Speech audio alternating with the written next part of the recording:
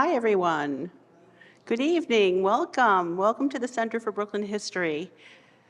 It's great to see you here. My name is Marcia Eli. I get to stand up here and welcome you on behalf of all of my colleagues at the Center for Brooklyn History and my colleagues at the Brooklyn Public Library and the Arts and Culture team, BPL Presents.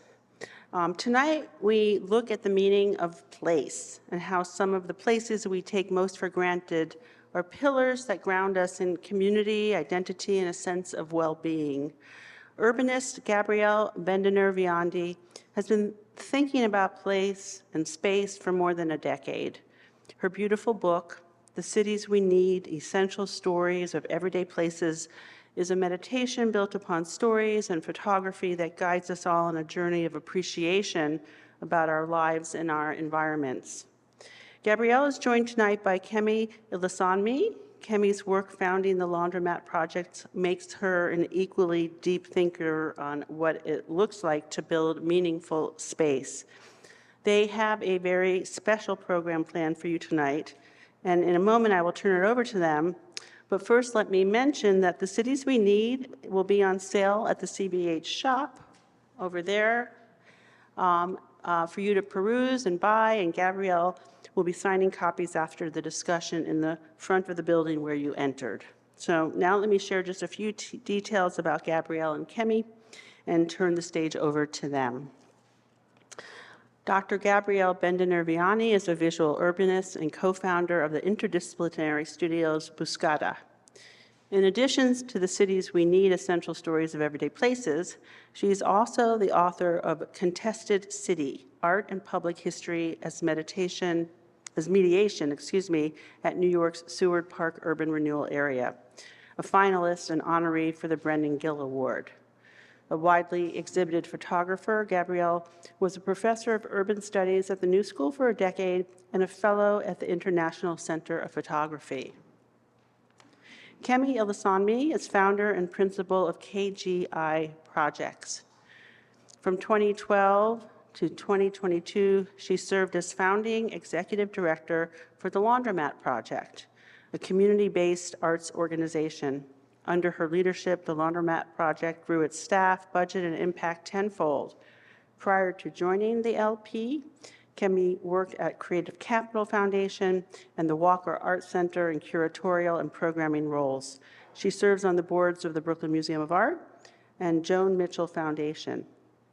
She's been recognized and honored by the Metropolitan Museum and Brooklyn Magazine. It's a joy to welcome you both here. I'm very excited to be part of this program. Please help me welcome them to the stage.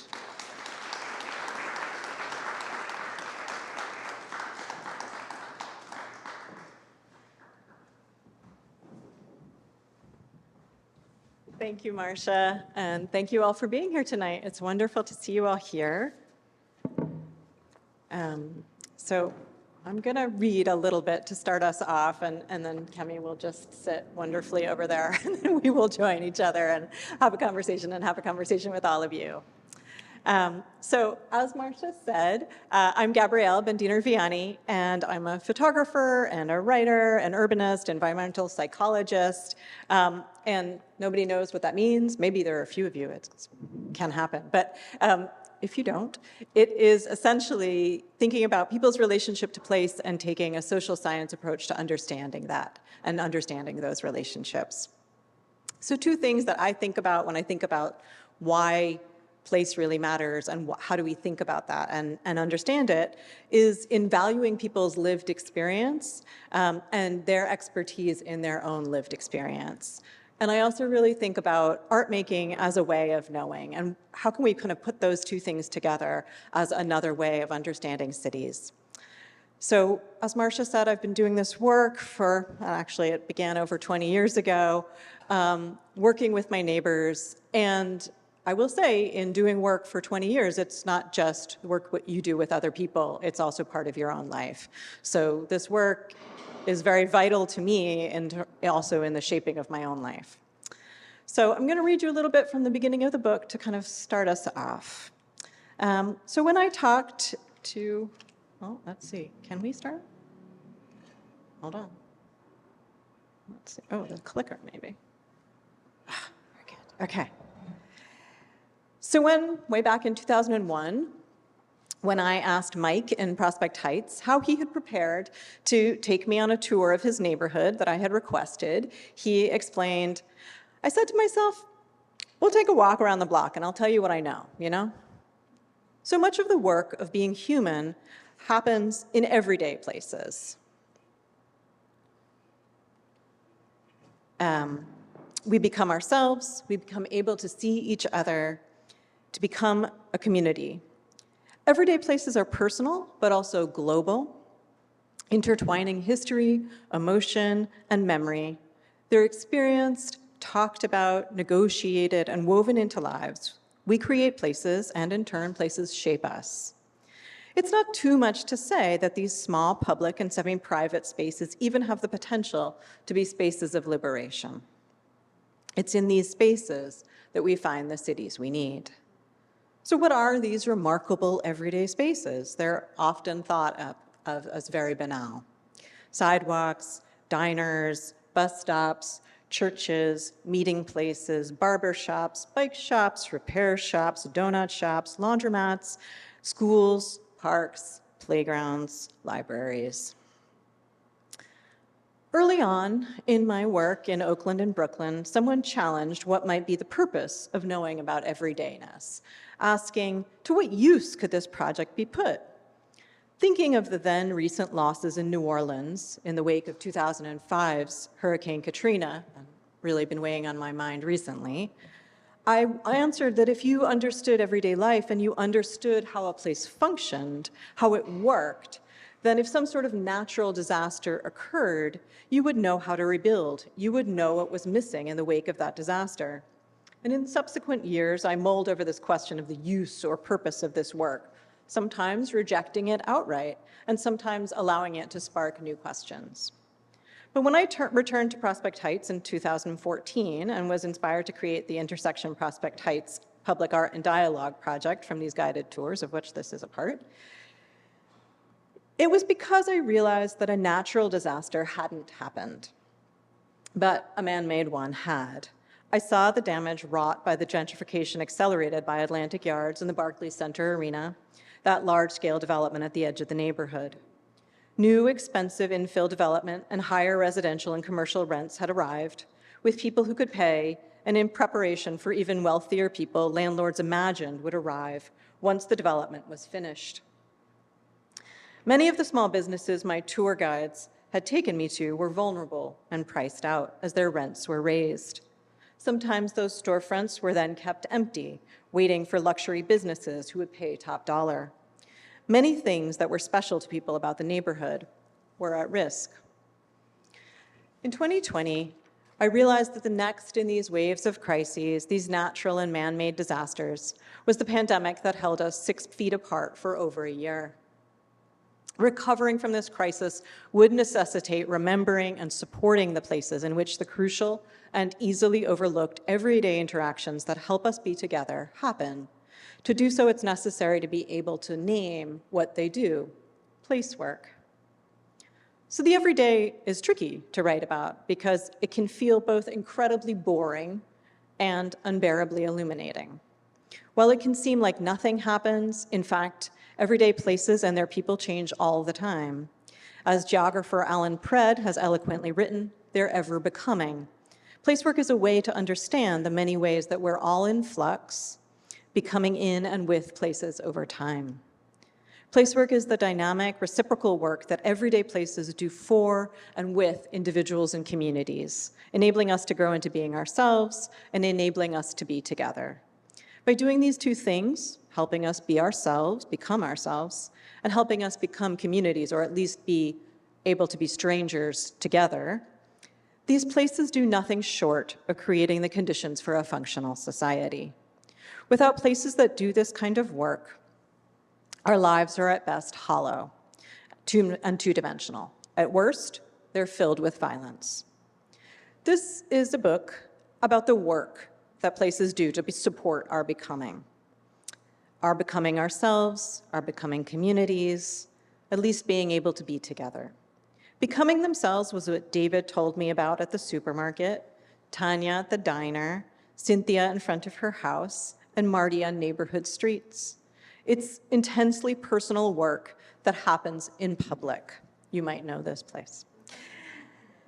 Places can help our bodies feel free and can also shape the way we feel that we belong.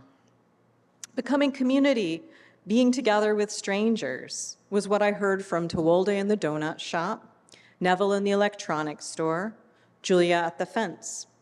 I could see how their places fostered two crucial kinds of talk: the casual but humanity-acknowledging qualities of everyday banter, and the enduring talk that grows over weeks, over years, that builds on trust and might eventually change everything.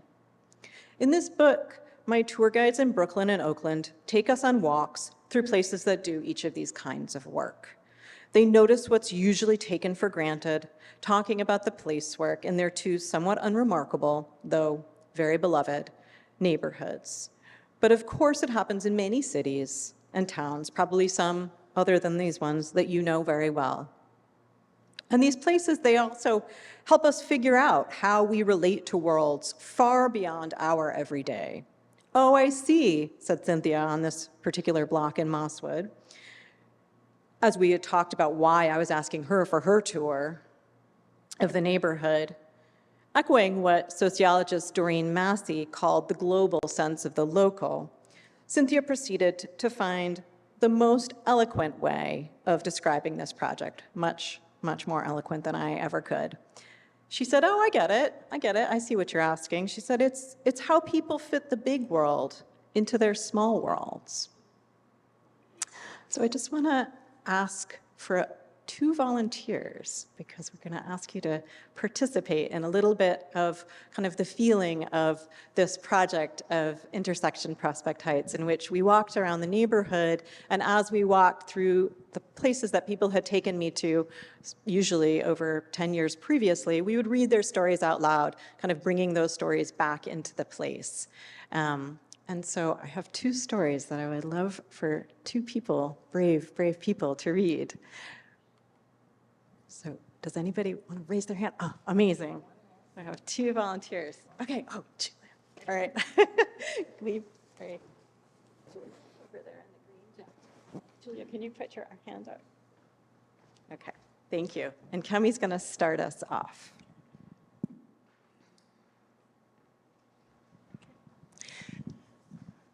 Hello.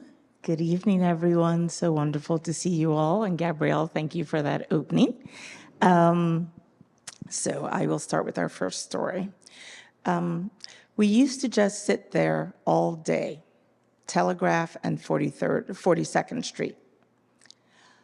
I was one of the first Eritrean refugees that came into the United States in the 1980s. And there were lots of organizations to support the Eritrean People's Liberation Front, fighting for independence from Ethiopia. Golden Gate Donut Cafe. We used to just sit there all day. I'm not kidding you. When I say all day, I mean all day. There are hardly any people there now, but you know, it's always been like that. Those of us who didn't work on weekends, we'd go in the mornings, we'd have donuts and just sit there, smoke and sit until it's time for the meeting. At that time, it was not political so much as getting to know other Eritreans, just being friends and starting in this new place. The guys didn't mind us sitting there all day and, you know, filling the place up with smoke. We sat here, and this is what we saw. People would come in, buy donuts and coffee, and leave. But we just sat there. Actually, people still frequented this place long after independence, too. But I haven't been there since then. So, different places, different buildings have different emotions and different memories. Tewolde, 2006. Thank you, Kemi. So who has this picture at the top of there? Will you read this one? The store hasn't been touched. 641 Vanderbilt Avenue. My friend, who was in the same electronics business like me, died, and they closed the store with all his stuff inside. He was a cricketer in the West Indies, and his friends, who were his old cricketers, they always used to meet every Thursday around that table, have their drink. 2 years ago, he passed away. They still meet every Thursday afternoon, still the same way. He went to the hospital for a checkup, and they found something, and they operated. And when they operated, he died. See, everything's still here. The store hasn't been touched. If I need anything, I'm short of anything, instead of buying it, I get it from him. Neville, 2001. Thank you so much. We're going to go to Oakland, back to Oakland.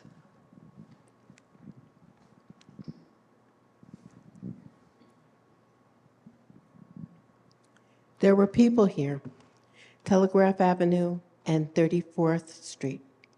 The neighborhood was pretty solidly black.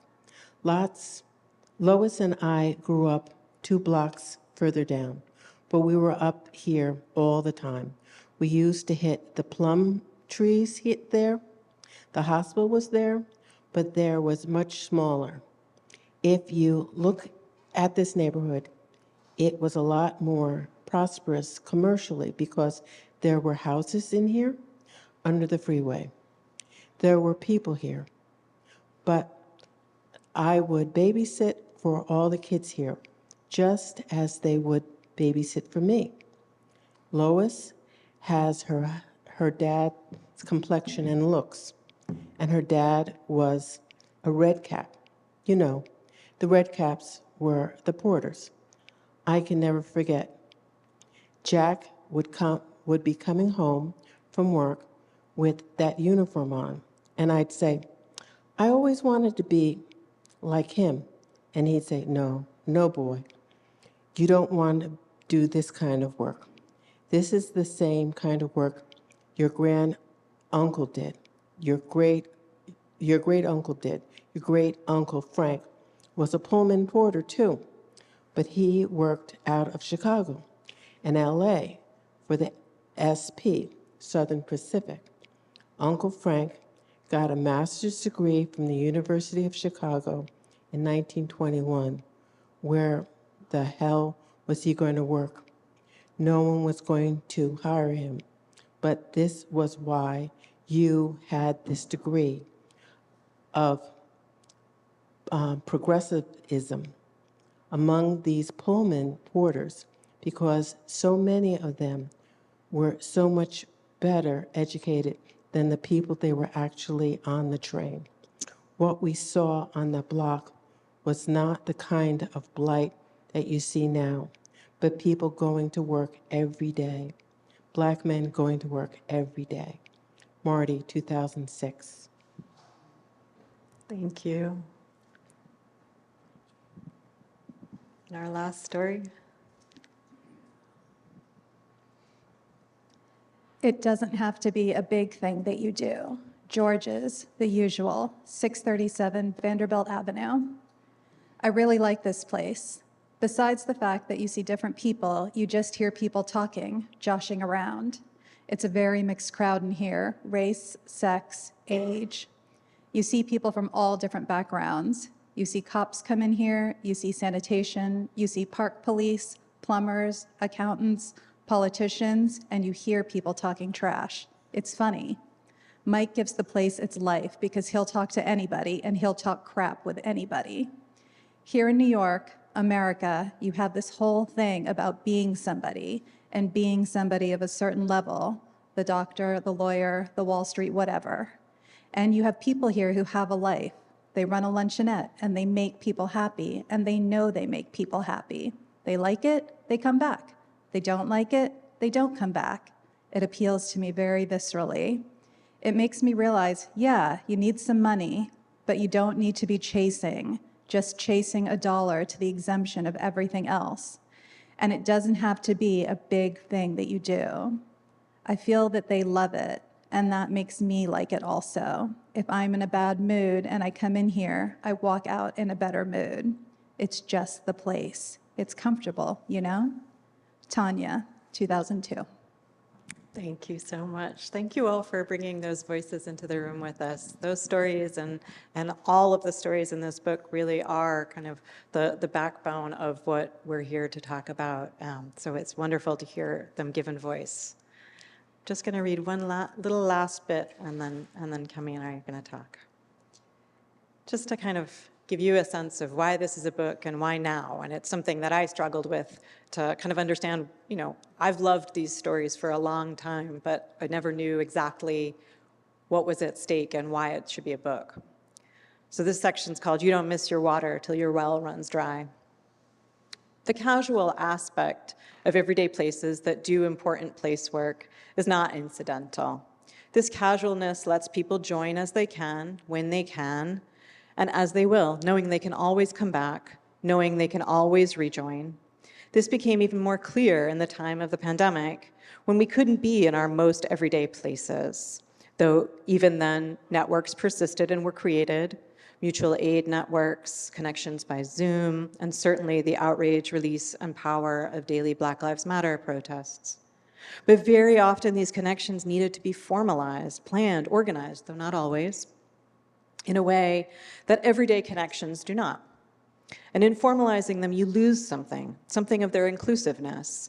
If you were texting with people during lockdown, trying to support people, it meant that you had their phone numbers. It meant that you knew how to reach them. By contrast, in most public interactions, you don't have people's phone numbers, but you know that they'll be in a certain place at a certain time every day or every week, and that gives you and them stability. In those interactions, do we ever say anything important? Very rarely. But we all validate the fact that we're all human, that time passes, that we feel things, that we feel pain, that we feel happiness, that we're experiencing the world together, not individually. The banter, the exchange, the ways in which public spaces build people's capacity to share even small amounts of their lives with people they genuinely don't know. Lacking all of that makes your life less good. Many things threaten our hardworking places through demolitions of the places themselves and displacement of the people who make them what they are, who facilitate their important work. For example, in the pandemic and before and after, small businesses in New York City and the Bay Area and beyond are and have been very much at risk. They suffer from very little rental protection and from rising costs due to supply chain crises and small profit margins, making them some of the most vulnerable parts of cities. Small businesses as a category are often discussed as economic drivers, but they're rarely addressed as unique and crucial places that have the potential to shelter people's lives. They're rarely recognized as doing this vital kind of work. Systemic racism, neighborhood displacement, COVID-19, and climate change all intersect and hit people hardest who are already at the edge. All of these threats increase our need for hardworking local places, the kinds of places that support dialogue and make space for negotiation, that support the interactions that build community, that create more than financial capital. These places are one part of dismantling white supremacy. Yet the threats that make hardworking places so necessary are the very things that endanger those places. These valuable places sustain us and are where we build the networks that help us get along. Place work is all the more vital now because in this late pandemic moment, in climate crisis, in racially segregated neighborhoods, in a corporate distracted culture, we need all the support possible to honestly become ourselves and to become that messy, valuable thing that is community. I want to close the reading part with just this one last story, which is one of my favorites, and it's one of the last ones that somebody told me. So in Oakland, when I was wrapping up my walks and drives and research there, I asked my neighbor, who was 12 years old at the time, Amanjat, and I said, well, if you could take me on a tour, where would you take me? And she said, oh, that's easy. And she just turned around behind our houses and pointed to the freeway, which ran right behind our houses. And she said, this is on 36th Street. She said, you know when you stand out and you can see where the freeways are, and you can see the sun setting, that part, right there. Thank you.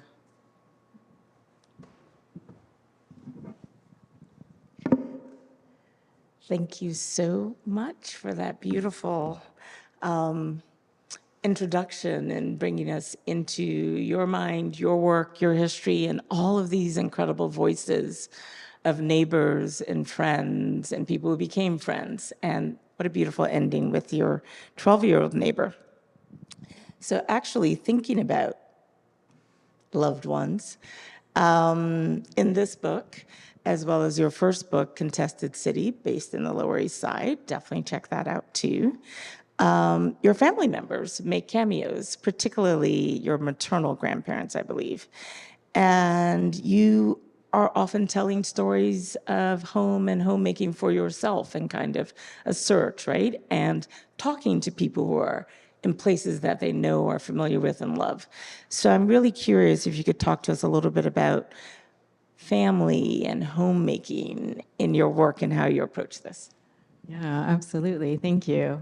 Yes, my family just seems to pop up everywhere. I think this is part of the issue. If you are a multi-generational New Yorker, that you literally cannot live or go to school anywhere that your family has not gone to school or lived, even if you didn't know about it. So Kemi is referring to the fact that when we lived in Prospect Heights, my parents came to visit and they said, "Oh yeah, wait, your grandparents lived the next block over. That's actually where the first place they lived in New York when my mom was a baby after World War II." I was like, why does it take you so long to tell me these things, you know? So it kind of underscores, though, how much these places are filled with people and people's stories, right? And I think that thing of thinking about how much, for me, it's always been about like, well, how do I both, I mean, because I've done this work for 20 years, more than 20 years, you know, thankfully I have changed in that time. And you know, some stuff happened. And I think one of the things about all of this is that, you know, in doing work for so long, it's also a process of trying to understand and find home for myself. And so it's been a big part of the work is to, I would say, that doing this work and hearing these stories has absolutely changed my life and also changed the way I saw every neighborhood I ever was in. So that every place that I was in and I would ask people for their tours, all of a sudden it wouldn't just be my stories or even like my, you know, multiple family uncovered stories that were coming up, but I would hear all these different voices. And it made me care that much more about all of those places. And then it made me think, well, even in the places that I haven't, you know, just constantly asked my neighbors to take me on tours and tell me stories, it made me think, well, I just sort of randomly picked these neighborhoods, but every neighborhood is like that. And it really transformed the way I saw and understood cities and places and really understood kind of how much these are part of all of us and how much they kind of are about all of us, kind of this kind of becoming and this making of home in all of it. So I think, you know, I think all of this is so, you know, it is interesting. I will say in the writing the book, there was a moment where, I don't know, somebody who was reading it, maybe it was my editor, and she was like, "You need to put more of your story in the book." And I was like, "No, thank you. That's fine. I don't need to do that. I have no interest in doing that." She was like, "Yes, you do. You do need to do it now." I was like, "Oh, okay." So in doing that, though, in thinking for myself, it started being helpful to me in understanding why this stuff matters to me, why, you know, and also in that I ask people to take me to their places. I ask people to share something pretty intimate and important with me. So I should really do the same and be vulnerable in that way. And also to think about the ways in which talking about place and talking about stories is so much about kind of how we can be part of a kind of exchange with each other. And that seems to be a really important piece of this, and also an important part of understanding, what is at stake in doing this. It's not merely for curiosity's sake, but it's also existential for each of us, like that these things really matter.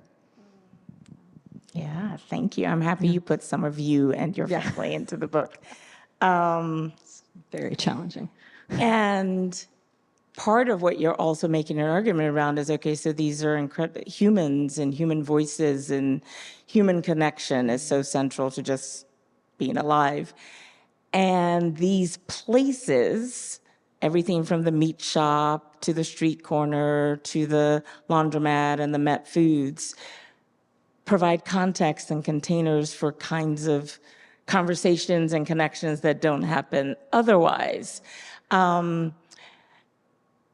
So this idea of place and work, and you actually talk about it, place having to work really hard. And these are like inanimate places, it seems, except they're not, because they contain people who kind of move it into a different sphere.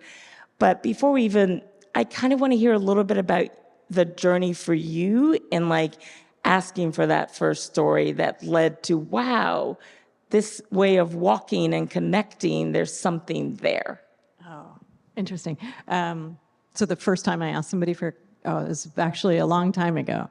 So, and I think the first ones might have been, well, hard to know. Either they were with friends of mine from college who, I had grown up here, and I all of a sudden knew these people who'd grown up in small towns and rural places. And so I asked people to give me their tours. So one of my friends grew up in very rural Pennsylvania, and I was like, what is this world? Oh my gosh. And she took me on tour, and we were driving, and I was like, oh my God, there are cows. She was like, that's not surprising. That's not a surprising thing. And it made me, but all the stories that she was telling me about the meaning about that place, I had no way of understanding them. I had no space to put them. I would never have been able to understand those stories had she not kind of unpacked and told them to me. And so I started doing more of these tours. I did them with teenagers I worked with in a community arts program on the Lower East Side. I knew exactly where we were. I knew a lot about that neighborhood, and they were taking me to places and telling me stories I did not know. And I was like, this is fantastic. I have to keep doing this. So went to London and asked people for their tours, went to Buenos Aires and asked them, and then came back to Brooklyn and started doing it there. Because then part of it was, I was curious, especially in Brooklyn, where I started doing this. Maybe that was the first place where I actually lived, and I currently lived, and I asked neighbors for their tours. And in part it was because I'm a New Yorker, and I feel very comfortable and kind of a sense of ownership over this place and this city. But I also was new to that particular neighborhood. I hadn't lived there before. And so I really wanted to know from other people's perspectives what was important about that place, right? I was interested also in photographing, and a lot of all of these things had also started because I was interested in photographing cities and places. And I thought, well, how can you do that if you don't understand the stories behind these places? Otherwise, you're just kind of making aesthetic choices about framing, which is very beautiful, but I was not interested in that. And I was really interested in understanding, well, what is it that people's stories are that I don't know, because I don't know a lot, and definitely people around me do. And so, once you start asking people for their stories, you kind of just want to ask a lot more people. So I just kept going. And I like listening to people, and I think when people have a space to talk and are being heard, people say amazing things and have amazing stories to tell. And I think that's been I always find that incredibly valuable and so incredibly beautiful and really life-changing for me. So it's always been that thing of thinking like, well, who's going to give me the next tour, Yeah. What's the next one? No, absolutely. That's such a part of what makes your work so, there's that through line of really caring and then wanting to give everyday people a way to share and be on record, is the way I think about it. And we met through the Laundromat Project, where I worked, a community arts-based organization working in a variety of neighborhoods and communities all across New York City. And before you had given it this name, Placework, was a lot of the kind of work we're doing. And one of the things that I think really connected us as friends was that you bring art and play and experimentation and improvisation, like kind of creative aspect to this work of being an environmental psychologist and looking at place. And I'd love to hear more about kind of how you pull together the artistic and the other kinds of ways that you think through and create knowledge. So you take photographs, oral histories are a form, even walking is a form, like how you think about all those through the different ways that they're both aesthetic and physical and social, and kind of pulling some of that together. Yeah, I'm very interested. I've spent a lot of time, I would say, arguing with people that, arguing with some people that making photographs is a way of knowing. And I think within a research space, photographs are often seen as data, which I think is not true. They are framed, they are decisions, there are all kinds of things wrapped up in the structure of an image, but I'm really interested in understanding them as like, well, when things are not, we don't have to see them as truth, but we can see them as something that helps us have a conversation that maybe we wouldn't otherwise be able to have. That's really interesting to me. And so I think all of these things like the walks and the photographs and the stories, for me, they're ways of getting at stuff that's really intangible. So talking about the everyday is very, very hard. It's also really hard to keep in your mind why it's important, genuinely. This is like my struggle. But it's hard because people are like, well, what? I just get on with my life. Like, what? Ask me about something exciting. Like, come on. But I think if you walk with someone and you ask somebody to take you somewhere, that really changes how they're able to tell their stories, because all of a sudden we're moving together and experience is embodied, and we're like moving at the same pace, and we're seeing who they bump into and who they chat to and who they don't chat to and all of that stuff. And that really starts to change the experience. And so I think for me, it was like, well, all this everyday stuff is very, very important to me. I feel like I want to hold on to it, but it's so slippery. So what are all these different strategies that I can come up with to kind of hold on to it? So I think the walks are that, the photographs are another piece of it, kind of the stories are another part of it, all of it sort of trying to circle around that very slippery everydayness thing, which is, it's really hard it's so essential and yet very, very hard to hold on to, because very often people feel like, well, my story is not that important, or what I do every day is not that important, or it's hard for me to explain to you why something has a lot of meaning for me. And I think that's part of the process, is trying to figure out these different strategies to do that, to get to that everydayness. That actually takes me to one of the stories that particularly struck me, because it sounded like it was very much a learning moment for you. So you're a New Yorker, walking is just in your blood. And then, became invitation and action and all the beautiful things, the ways the walks are so central to this book and to what you've been doing as practice for a couple of decades. So, and it seems so simple and so everyday, but it has all this politics written into it. It's not just a nice thing. And one of the stories that really illustrates that is a person named Ulysses in Oakland, I believe. Here. Okay, sorry. And here in Brooklyn. And just, you kept looking for a destination. Where are we going? Where's this special place? And it was more that he could roam freely in his Black male body and feel comfortable and not afraid. I'd be everywhere. I'd be all over, right? So could you tell us a little bit about kind of, is walking simple? Is it, where does Yeah, the it's politics totally fit easy, in? no big deal. Absolutely not. Yeah.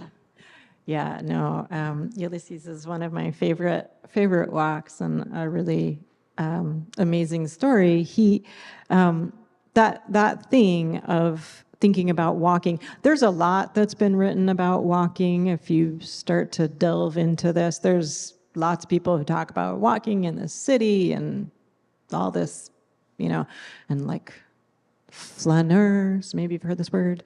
But a lot of the times, all those people writing about that are white men, and they tend to write about the city and write at us. They're like, the world is my oyster. And I think that is just not the experience of the vast majority of people, right? Most people do not experience the world as, everything is mine, everything is open to me, right? So race, sex, age, gender, presentation, all the things, right? How well you physically can move through the city, all the things that really shape how we experience the city and experience place are huge. And a lot of that really isn't in this kind of notion, this very romantic notion of like walking in the city. And I was very bored with reading stuff like that. So I was like, let's move along. But it made me think a lot about, well, what is it, how do we think about walking as this like political act that people choose to walk, or where they can and can't walk? How do people talk about where they feel comfortable, where they feel safe, where their capacity to walk actually is, right? And also then still, I would kind of ask people to take me on these tours. I would ask them to take me to places. So I would say, take me to the places that are important to you, and where would you take me on a tour of your neighborhood, right? That's what I would say, which I always thought would involve actual places, right? I thought we would like go to stops on a tour, and I think one of the walks, walking with, and not only Ulysses, a lot of people really, the walk itself and their movement through this space was just as important as the places they took me to. But for Ulysses, I kept asking him, I was kind of like being really dumb, I will say. And I would say, well, where are we going on this tour? And he would say, okay, we're going to go over here. He was like, I was like, well, where do you go? Like, where do you like to be? And he was like, boy, I just, all over here. It's a nice place. I feel comfortable. And, after quite a long time of walking, just sort of wending our way around blocks and kind of around Prospect Heights, we kind of ended up nowhere in particular, and eventually ended up kind of back at the diner where we'd started. And he was like, okay, bye. I was like, okay, good, bye, see you later, thanks a lot. And part of what he was showing me that it took me a long time to figure out and be able to see was that he was like, I can move through this space and I feel safe. And I don't have to be anybody specific. I don't have to buy anything. I can be myself in this space. And he was saying, that's really important to me. And I think that piece of that walk was like, okay, well, what does it mean to have spaces where you physically and then mentally feel free? And what does that kind of liberation actually look like?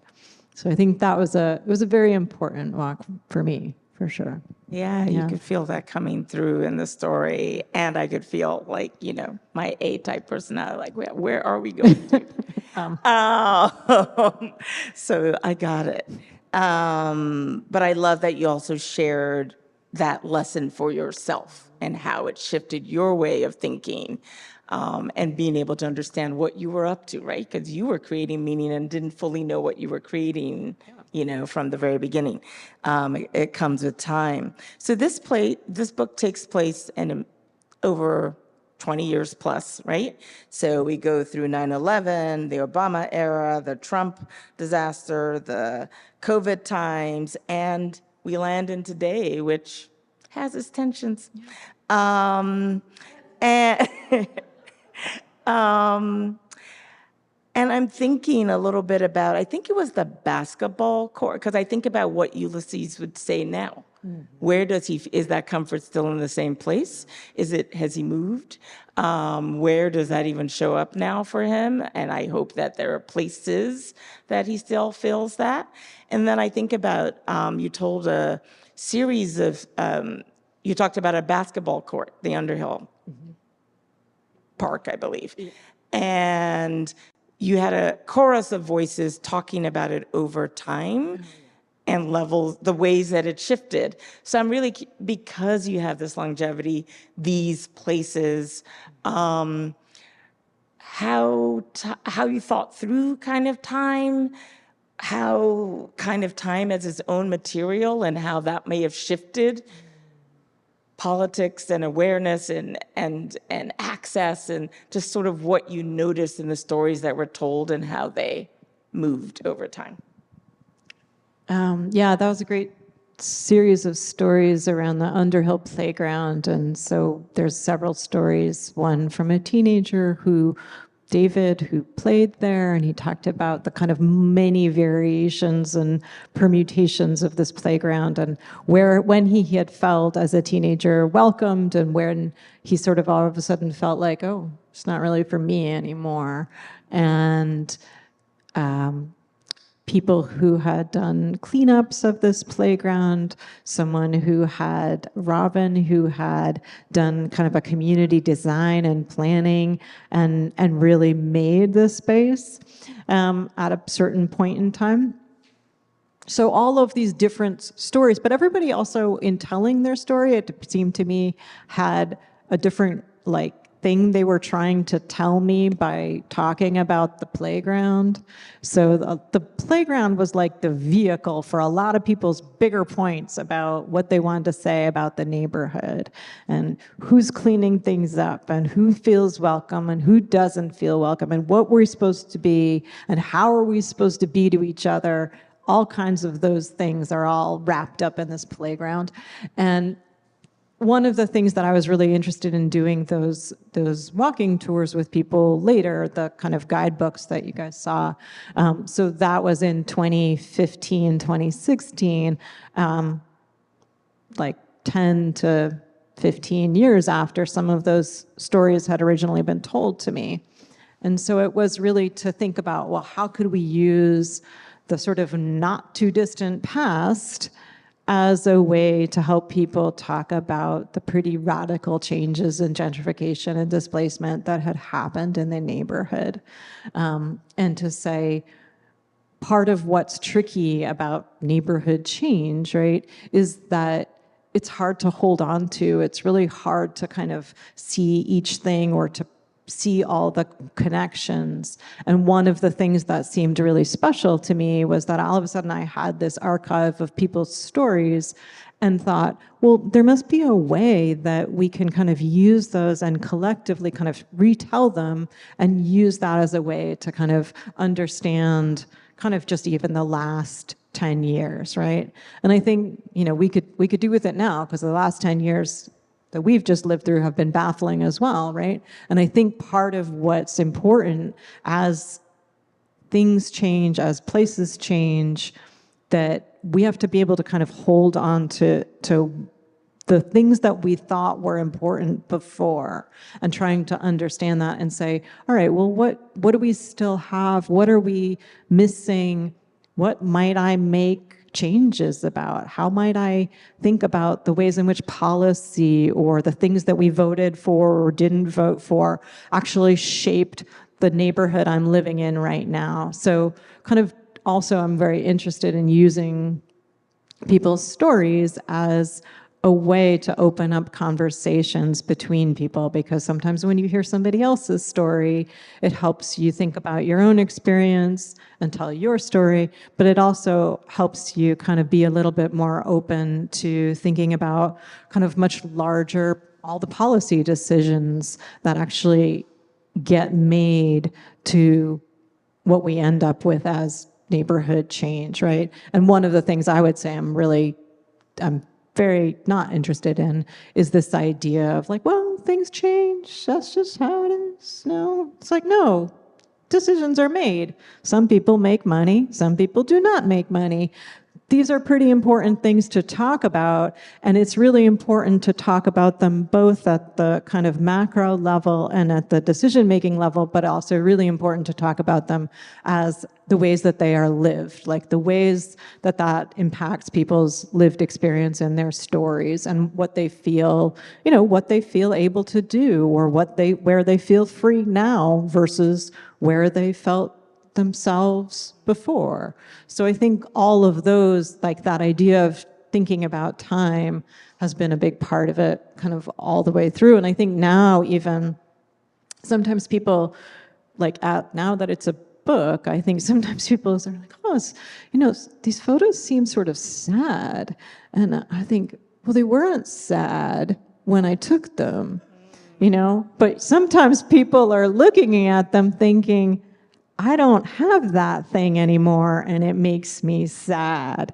And that, I think, is this, has been very interesting to me, even in this sort of new iteration of this work, of like how it hits now as opposed to 10 years ago or, 10 years before that. So. Yeah, so much to chew on there.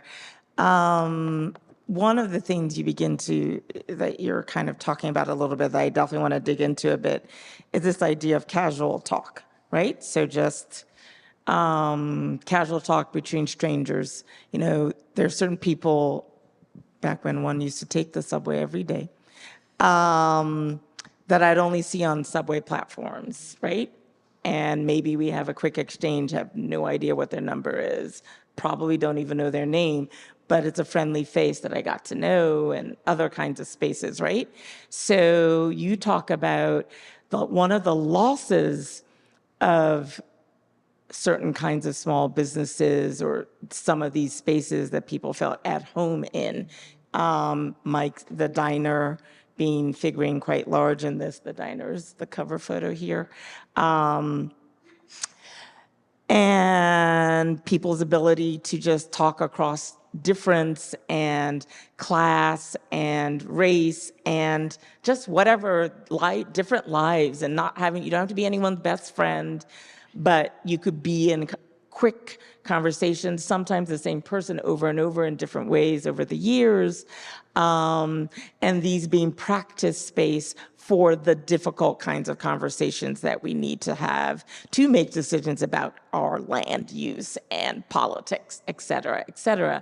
So I'd love to hear more about kind of this connection between casual talk and these kinds of places and spaces that seem to be endangered.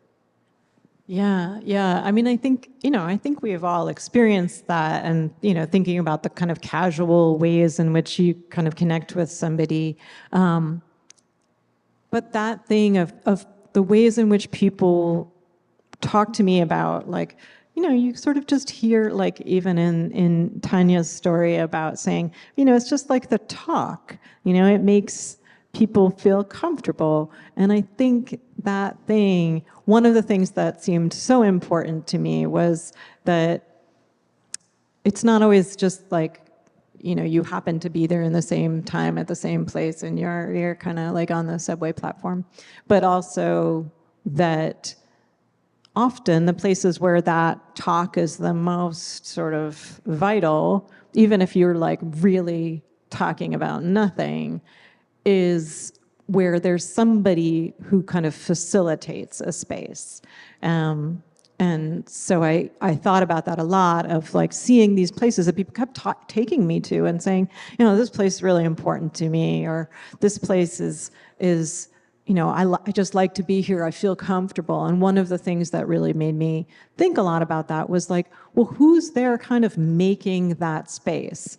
So, and people have asked me a lot actually about like, well, what are the physical structures of the spaces that, foster conversation? And I think maybe there is some sort of physical, like some spaces are terrible and some places are better. But I also think kind of terrible spaces can also work when there's somebody who's kind of incredible facilitating a conversation, right? Somebody who draws people out, who kind of makes something their own and makes you kind of want to be a part of it, that actually can be a really big part of this.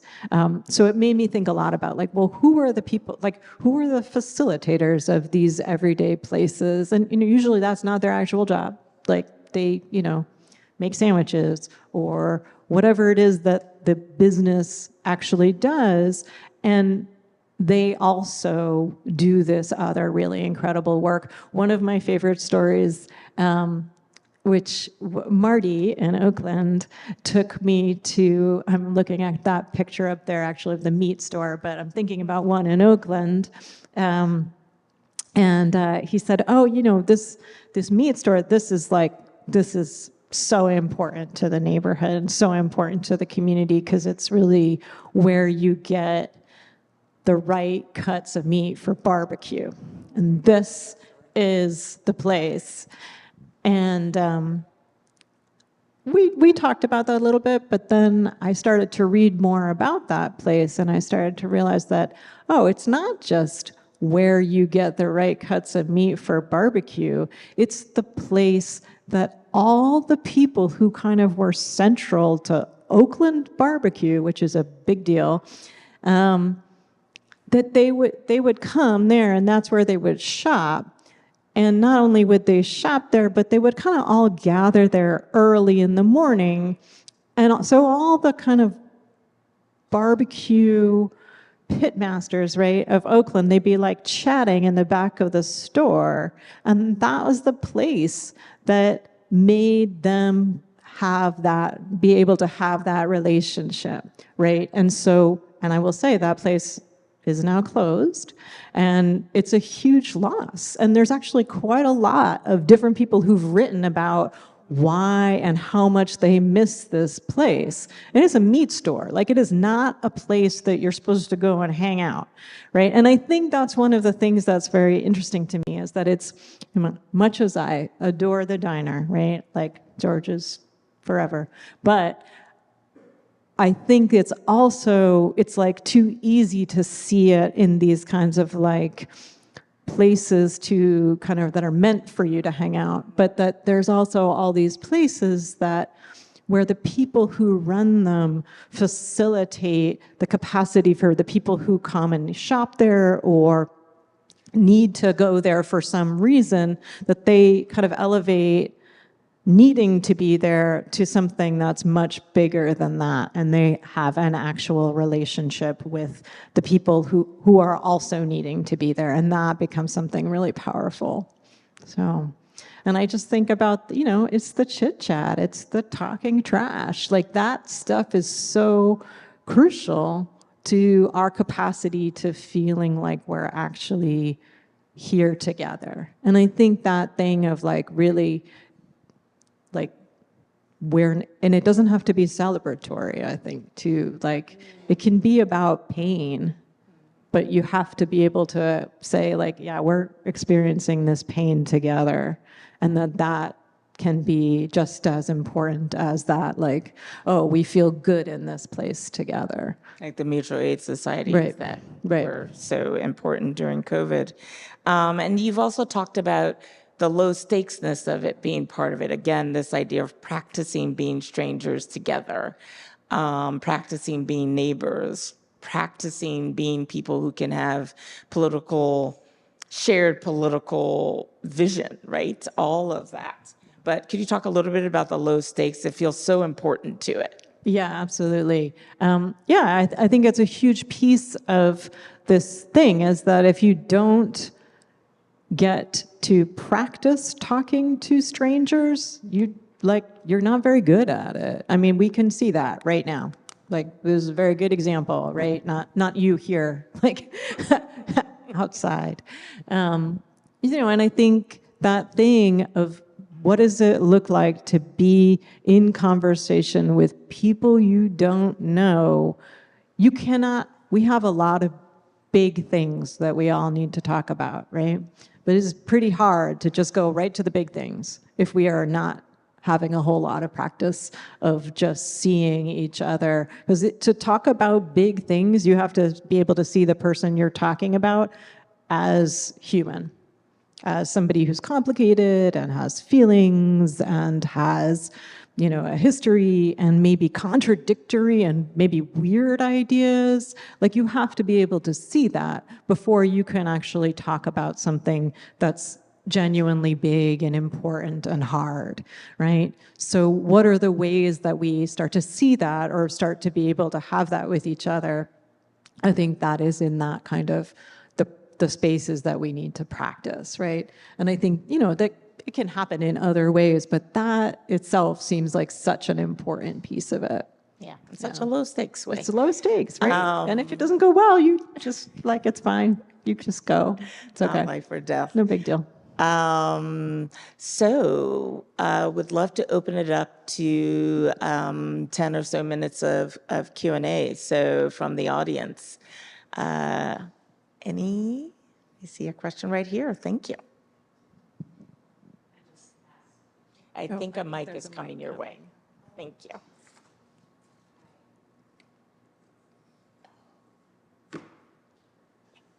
Thanks. Hi. Thank you so much. This is so exciting because these are things that I think about a lot as a former urban studies major living in New York and seeing so much change in the last 30 plus years. Part of the conversation with strangers thing is so much about what I lament as much as the place is changing, which as an urban studies major, you're taught to expect and anticipate and be okay with, is the lack of that conversation. And that's technology, though. I feel like you go by a barber shop and everyone's got if they don't have a client, their heads are in their phones, and same on the bus stop, and same. So I feel like the folks who are most comfortable conversing with strangers are folks my age and older. and so I kind of feel like you're mapping something else on top of the space that creates, that organic place in a meat shop where people, would people gather now? And how are people gathering now? And I was just curious.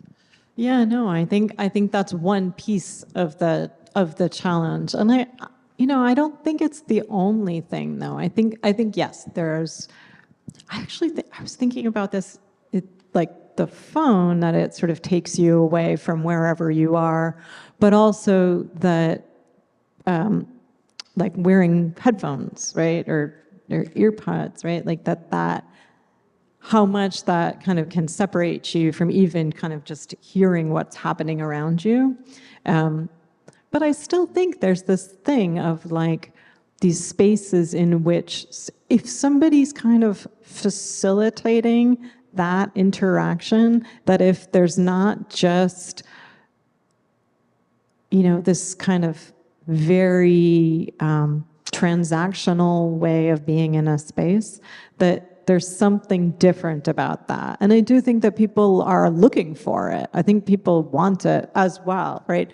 But those are like, I don't think the phone's going away. So what is it that we need to think about and ways that that becomes part of how we think about both protecting these spaces? How do we kind of practice this even in small ways, right? How do we normalize kind of getting, even small conversations? I would say even that I keep thinking about the ways in which a lot of times you pay, right? That it's just like at a screen, and that sort of even takes away some of this like very small sort of interchange. So it feels like there's kinds of, it's I think too easy to think about it as just a phone, but it's sort of like this larger themes. And I think it has to do with, but seeing everything as a transaction and as efficiency, rather than saying, well, what are the ways or what are the spaces in which we can kind of find ourselves more that aren't about transaction, that aren't about that, and like, what does it look like to find more of those kinds of spaces? Thank you. And while we're waiting for question number 2, I wanted to share a couple of things. Parks came up a lot, as they should. Brooklyn Bridge Park, Sunset Park, someone from far away, Fort Tryon Park. Thank you for coming. Lebanese coffee shop. I take you to local businesses. There's a community, the Kalunga Community Garden. But they're definitely the promenade, bodegas, all kinds of fun ones here. And our second question. Hi, Gabrielle. Hi. It's Rocky. I wanted to ask you, because one of the photos you had up was of this craft beer. Oh, yeah. Okay, I live on that street, and that had replaced my local bodega Yes. with cats. Yes. And I felt so enraged for so long. Every time I walked by that place, I wanted to just spit on the door because, Prospect Heights is now gentrified. And you know how I met you and I talked about that woman, me sitting on her stoop, and her was like, who are you? I can help you. It's a stoop, goddammit, you're in Brooklyn. Sit your, let it go. Oh, I'm sorry. You're sitting on a stoop. Somebody's sitting on your stoop. It's a stoop in Brooklyn. That's what we do. We sit on stoops. We don't necessarily own them, even if we own the building. The stoop is a stoop. But that thing about creating space, because I used to go in there and there used to be people in there and we'd just talk, in the bodega, and we'd run after the cats. Now there's a goddamn cat cafe up the street here that you have to pay. I was walking by the other day, $25 to pet a cat. Come on now. I'm home with my 2 cats. It's free. I can't. Yeah, that's the place. Back one. That's the place. The one. And then You finally. can date the photograph. God. You look at this. But it took me about 2 years. It was after the COVID crisis that I finally stopped in there and bought a beer. And those people were really nice.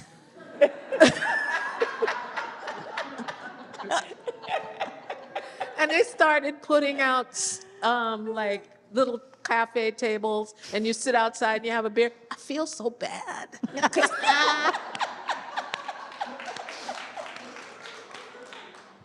I was just horrified at how much I wanted to burn down.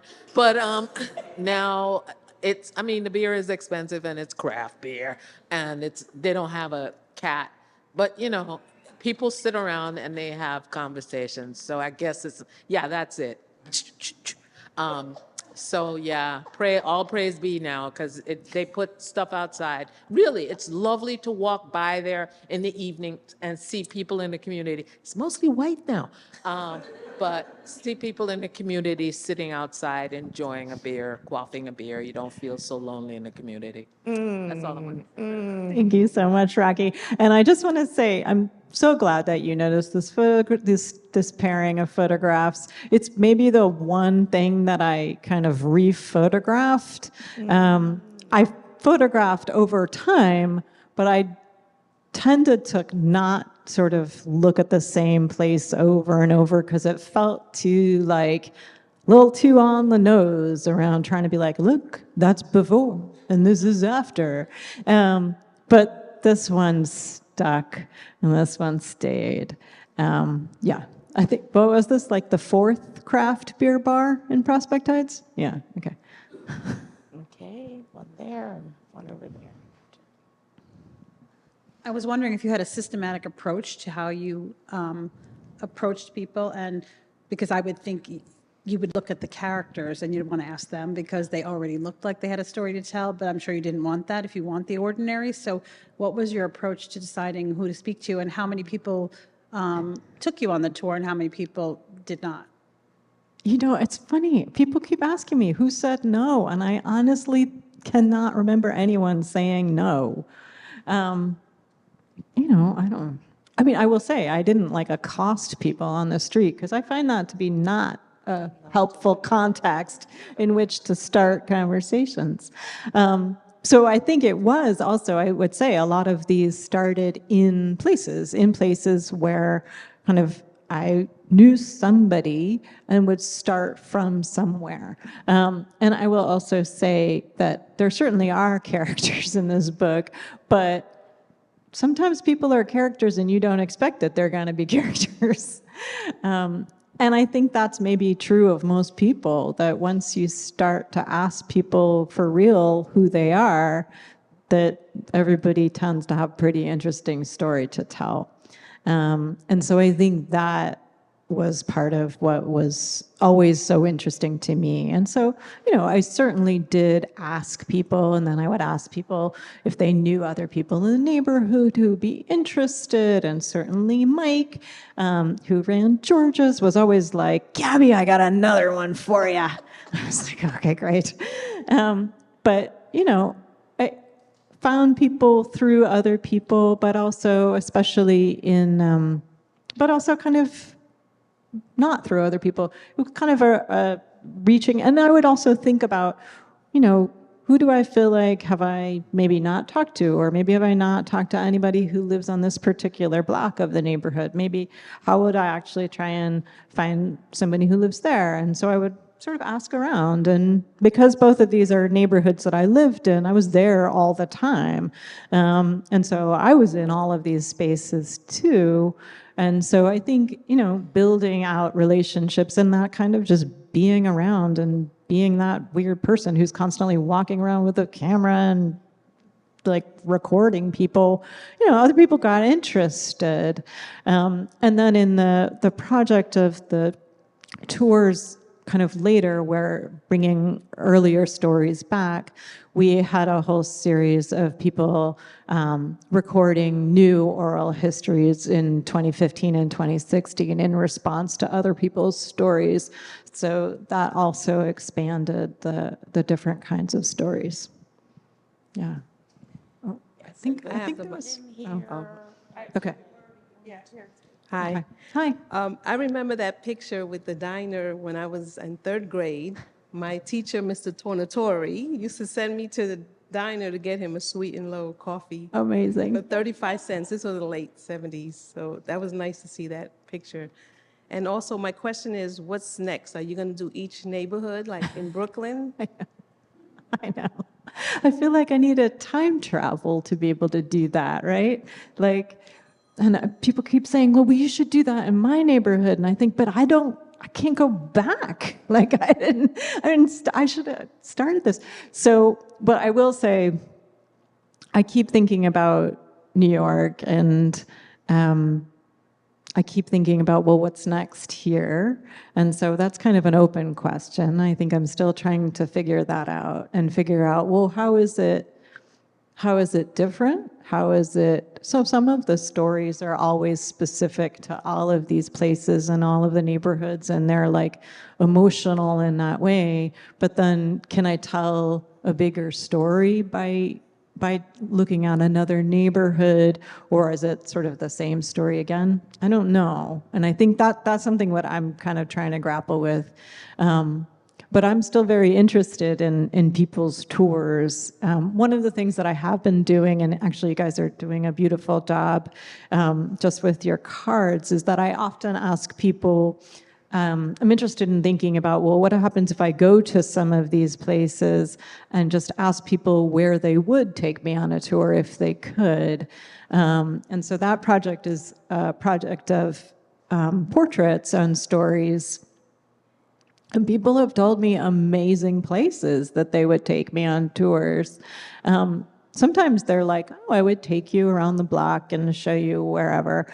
And I love those stories. And then other people were like, I would take you to this little town in northern Minnesota, and that's the place that I came to as an exchange student from Jamaica, and I found myself as the only black person around a million white people, and I loved it. It was one of the most beautiful places I've ever been to. And I was like, what? How is that even a story that you would and that was a story that somebody told me in Jamaica, Queens. And that story, the ways in which place and imagined geography lives in people's heads so strongly, that's something that kind of doesn't let go for me. So that's something that I think about. But then I also feel like, well, there's so many neighborhoods in New York. I just have to keep moving, just I'll just have to talk to everybody in the whole city and just ask them for their tours. So that could also happen. We'll see. But if you have a neighborhood I should start with, you should let me know. I think there was one over here. Back there.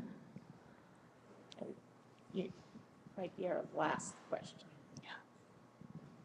Hi, how you doing? Hi. That was actually a perfect segue to a question that I have, because I know the question that you ask is if you can take me anywhere in your neighborhood, where would that be?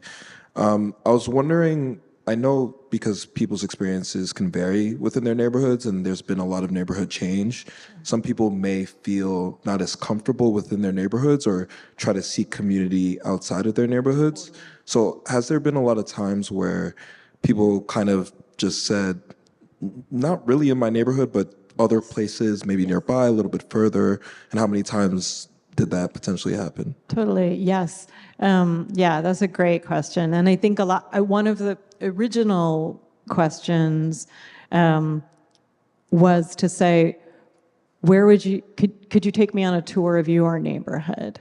And so that often opened up, people would be like, well, I live here, but we're not going to walk around here because I don't really feel that comfortable here now or anymore. But I am going to take you to the neighborhood around where I work, or actually around where my aunt's house is, because that I really think about as my neighborhood. And so people definitely did that. And I think that's such an important piece of this, is to say, your sense of neighborhood and your sense of where you find belonging is not always necessarily next to your house. And I think that's such an important piece of that idea of home. And, that home, where you physically reside, is sometimes a very positive thing, but it's not always a very positive thing, right? It can be also a place of feeling unsafe or a place of feeling excluded. And I think that both the physical, the inside of the house, but also, what happens when you feel like you don't belong in your neighborhood, right? And how painful that is. And so I think people talked sometimes about that too, and where they would say, well, I want to take you to where I feel better. I want to take you. And sometimes that was something that was kind of from their past, where they're like, I can't be here anymore, but it's still really important to me, so I want to take you there. So that idea of trying to be as like I'm not as fixated on the idea of we have to tell the whole history of this particular triangle, and I'm more interested in people telling their stories and how expansive the way our kind of how where we find belonging actually is. Thank you. Thank you, Gabrielle. That was really incredible to spend this evening with you and hear more about your process and all the folks that have been part of that. Thank you to everyone. We have an incredible stack. I'll just end with this one. Shore Road Promenade, Veterans Memorial Pier, Baladi's Grocery Store, John Paul Jones Park, Asal Yemeni Coffee, and 3rd Avenue Merchants District. We have a full day's tour here. Oh. Really, really appreciate it. I just and I wanna will pass say these on. that none of these tours was short. That's just what I'm going to leave it with, is that it was like, how much time do you have? Okay. Thank you all for coming. I really appreciate it. And huge thank you to Kemi for being amazing and wonderful and having incredible questions.